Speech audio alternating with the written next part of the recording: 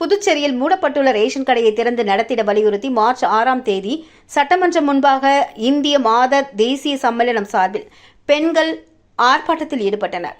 புதுச்சேரி மாநில NR Congress BJP கூட்டணி தேர்தல் நேரத்தில் ரேஷன் கடைகளை திறந்து இலவச அரிசி உட்பட அத்தியாவசிய உணவுப் பொருட்கள் அனைத்தும் வழங்குவோம் என வாக்குறுதி அளித்தார்கள்.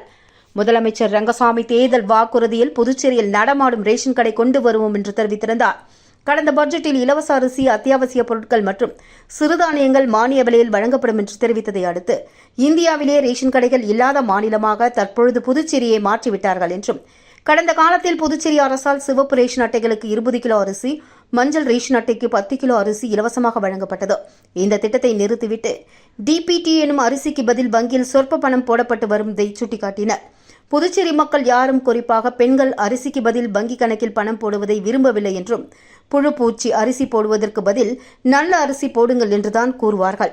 ஆனால் ஒட்டுமொத்தமாக புதுச்சேரியில் பொது விநியோக திட்டத்தை முழுமையாக என்ஆர் பிஜேபி கூட்டணி அரசாங்கம் முடக்கிவிட்டது என்றும், கவர்னர், முதல்வர், குடிமைப் பொருள் வழங்கல் துறை அமைச்சர் உள்ளிட்டோரிடம் பலமுறை மனு அளிக்கப்பட்டது. நேரடியாக பேசியும் எந்தவொரு நடவடிக்கையும் இல்லை என்றும், எனவே தற்பொழுது உணவு பாதுகாப்பு சட்டத்தின் கீழ் பிரதம மந்திரி அதோதியா அன்னை யோஜனா திட்டத்தின் கீழ் புதுச்சேரி மாநிலத்தில் உணவுப் பொருட்களை வழங்க வேண்டும் என்றும் வலியுறுத்தினர்.